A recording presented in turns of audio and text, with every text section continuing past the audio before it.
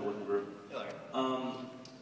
Out of all the people that you've researched, what goes on inside their minds? You're one of the most disciplined people I've ever met, and I run a high-profile networking group of type A personalities. You're by far to the extreme.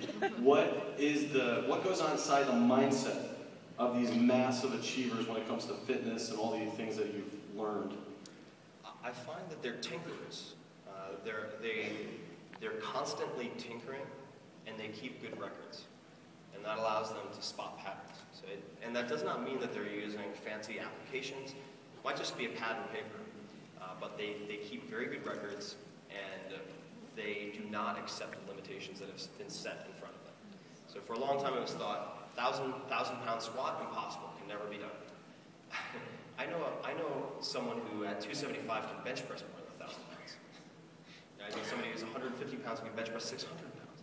It's otherworldly. And I think that they're constantly striving to break records. So I do think the competitive aspect of their respective sports really helps with that.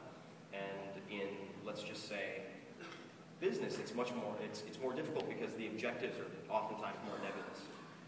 But I think it comes down to tracking, tinkering, and competition in many cases. Thank you. Hi there.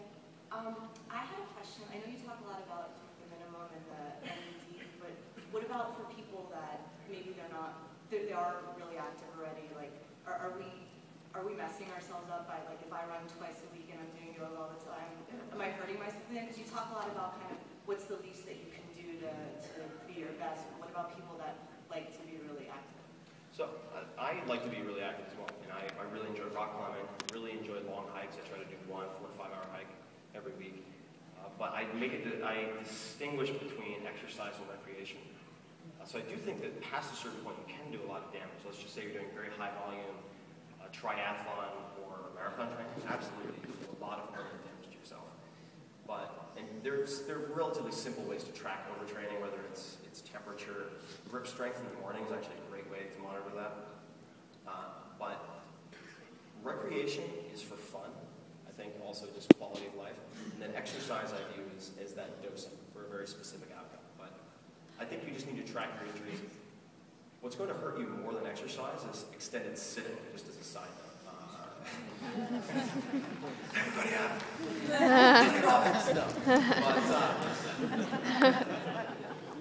So Kelly Starrett was a very, very capable PT and CrossFitter out of San Francisco, says sitting is down. That will actually do much more damage if you are a recreational athlete, because you will sit down, it will cause shortening of the hip flexors, and push the head of the humerus into the front of the pelvic socket, and then you'll go train, and that's when you're going to tear something or pull hamstring. So I would recommend that everybody look at prehab and rehab for sitting.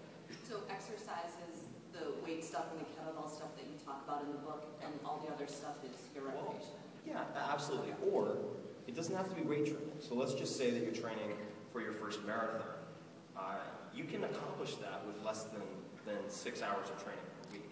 And if you're focusing, let's say, on a very specific regimen of 100-meter, 400-meter repeats, among other things, which are very effective for distance running, then if you were to do, let's say, 2 extra 10-mile runs that week, that would affect your progress.